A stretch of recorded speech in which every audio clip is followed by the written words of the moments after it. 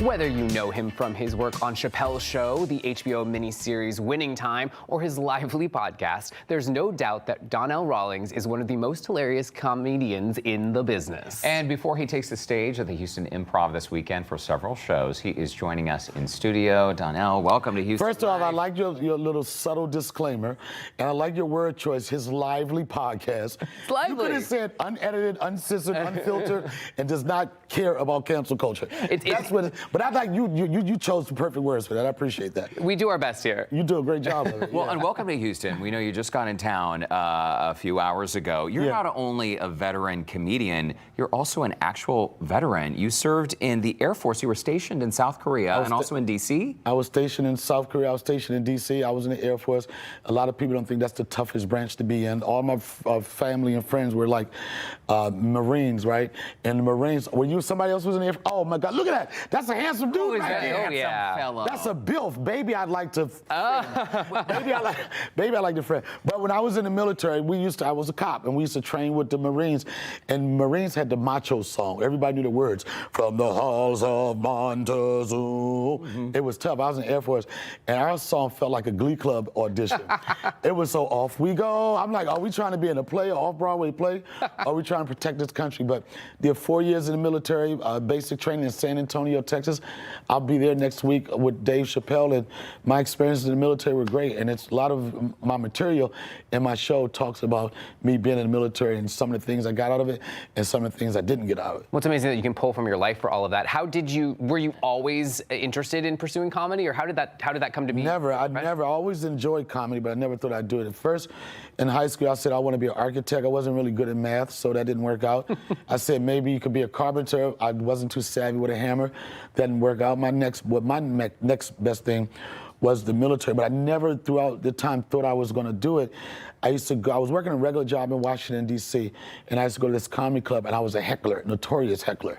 Like, people would pay to see me heckle the comedians. No way. I love it. And I was so cocky, I told the owner, I said, listen, I've increased your business on this open mic by 40%. We need to talk about some profit sharing, right? So his response to that, he decided that he was going to challenge me to go on stage. I went on stage the first time I ever touched the microphone. I got a standing O. 30 years later, never looked back. And as Jamaicans say, ever forward, never backwards. What was that? Were you nervous with that, or did you just go up and talk? Did you prepare? I was talking to a guy on the radio earlier this morning. He said he wanted to do comedy. He said, I'm trying to get prepared. I was like, you'll never get prepared for a live experience. The first time you go on stage, you're going to draw a blank. Something's going to happen what makes you feel like you connect to the audience. Then the jokes are going to come out. I was definitely nervous. I had drunk of 240 ounces of Schlitz malt liquor bull. If I haven't told my age through my beard, I definitely told it by my selection of drinks, right? But I went on there, again, I'm probably repeat myself, went in there, had a good time, and I had to figure out a way to get fired from my job so I could live off of unemployment for 6 months. Oh, that's smart. Before I decide what I was going to do with my life. Put that in your notes app. Get fired. I can help you get fired. I'm rich! I won't say the end of it, but if you need to get fired, you got the right guy right here. No. We were just seeing some clips from Netflix. I mean, hearing your beginnings story of being a heckler in the crowd, now to Netflix. People might know you from Snoop Dogg's Netflix special alongside Cat Williams, Mike Epps. Have you ever, I mean, talk about a huge platform, because now people around the world can experience your work. Did you ever have a time in your career when a heckler bothered you while you were doing a set? There was a time when a heckler bothered me doing a set, and he shut me down. So you have respect for that, or do you hate him for that? No, I don't hate. No, I respect it. I was like, it made me realize that being a heckler isn't too much of a fun thing. In fact, when I started doing my own stand-up, I didn't really enjoy people that heckle. Like me, if you come and heckle me my show, two things are going to happen. You're going to offer me a drink, or you're going to offer me a fight on the sidewalk.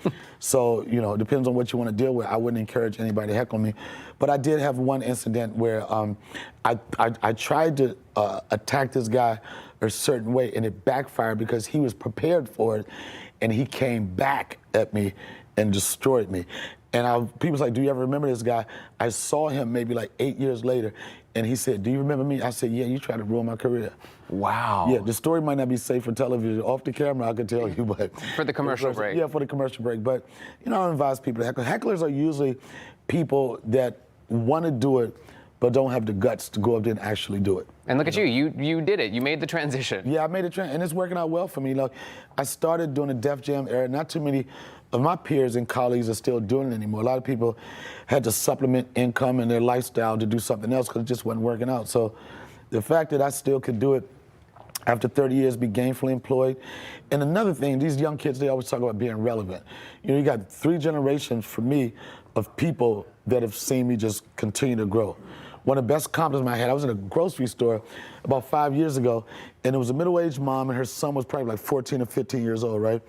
And the mom said, "That's the guy from Chappelle show." And then the son said, "No, it's not. That's the guy from Guy Code."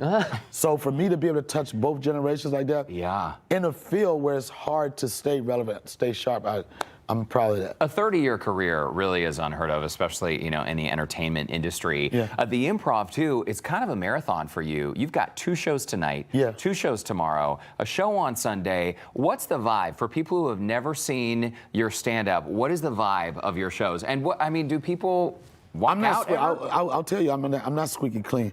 And then just to answer that, because we were talking about it behind the scenes, I believe that people that walk out of shows go to shows to walk out. To prove a point. They just waiting for the trigger word. They don't want to laugh. They'll give you the hater laugh, which goes like this. You know, and then you say one thing, "Donald Trump, that's it!" And they got to stomp off and leave. So, I mean, if you have thin skin, and I'm not saying I'm blue or anything like that, but I talk about things that are relevant to me. I talk about things that's going on in my life. My comedy is self-deprecating, it's observational, but it's a good time. And I tell anybody, if you've seen me on HBO's The Wire, Showtime, The Winning Time, BMF, Chappelle Show, any of the things I did, if you saw me in that capacity, if you come to see me do live stand-up, I guarantee you, you'll be a fan for life. Okay. I mean, I don't know how you wouldn't. I'm already just sitting here. Because we'll come to the show. I mean, I'm ready for it, yes. All right, and get a haircut. Y'all made me feel so bad. I came Oh my here. gosh. I was like, I didn't get the memo. The pandemic buzz, I didn't get the memo. Donnell Rawlings, it's great to meet you. All right, thank you. So Thanks for much. having me. And congrats on your very long and successful career. A Thank you. reminder, Donnell is performing tonight through Sunday, July 9th at the Houston Improv. There are 5 shows scheduled and times vary. You can look for a link to get your tickets or more information at Seen on Houston Life on our website, HoustonLife.tv. All right, we'll be right back. 8th Street.